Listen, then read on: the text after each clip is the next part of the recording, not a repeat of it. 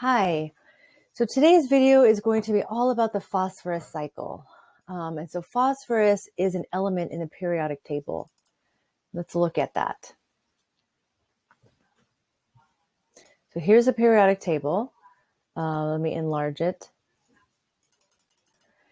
And I'm going to circle phosphorus is located right here. And it's number 15 in the periodic table. And phosphorus is one of the elements that are found in all living organisms. And that is because it is found in certain molecules. And I'll show you those molecules.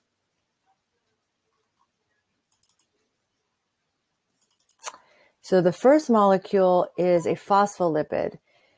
And phospholipids are lipids or fat that are found in all cell membranes.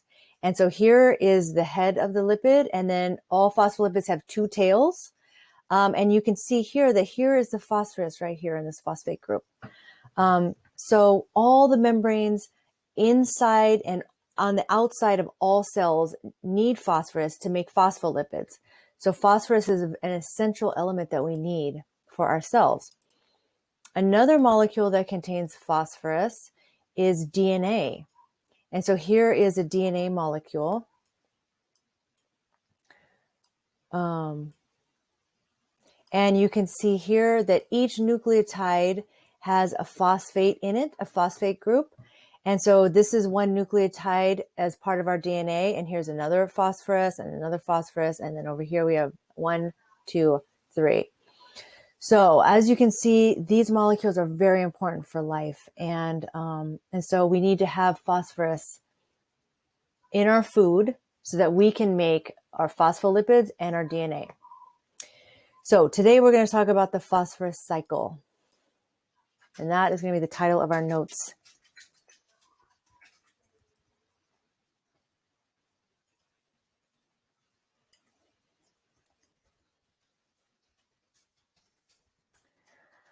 Okay. So the phosphorus cycle, like all the cycles, involve different spheres in our world. And so I want to draw those different spheres before I talk about the different things that are involved in the phosphorus cycle. So the first thing is that we have the ground. So I'm going to draw that here. So I'm going to say, here's like the ground. There's like a mountain. Okay. And then we're going to have some drop off. And then this is the ground, which we call the lithosphere. Okay. And then we're going to add some water. Okay. And this is called the hydrosphere. And then we have the air. This is called the atmosphere.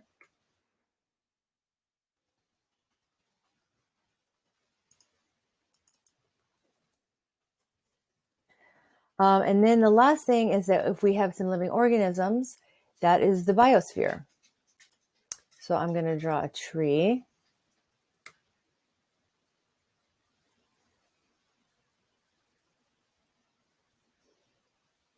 And let's color that in.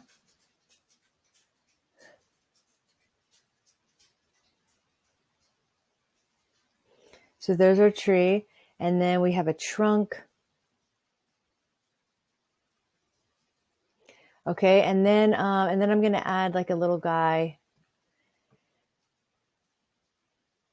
So this is like a little man. It's a stick figure.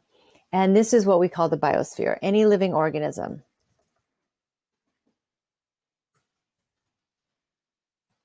Okay, so plants and animals and other things like bacteria and fungi are also living organisms. So we've got these four spheres, and like all matter, it is never created or destroyed. It just moves and sometimes changes form, like it goes from one molecule to another molecule. And the phosphorus cycle is the only cycle of all the matter cycles that we're learning that does not have an atmosphere component. So the phosphorus cycle is never in the atmosphere. Okay, so we don't have phosphorus in our atmosphere.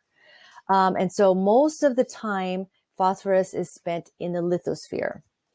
So phosphorus is mostly in the ground, which is the lithosphere. Okay. And so we find it here. And so the goal for us is for the phosphorus to get into plants so that it is in a form that we can access it in our bodies by eating it. And so, as you know, all plants are the base of the food web.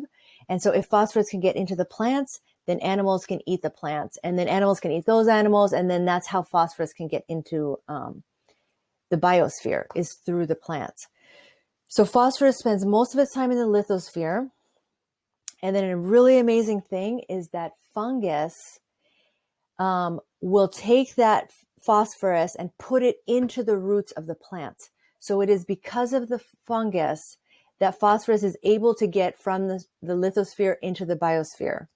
So fungus is responsible for moving phosphorus from the ground into the roots of plants.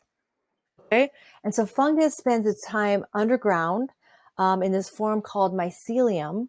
And so mycelium is a fungus in these very thread-like forms.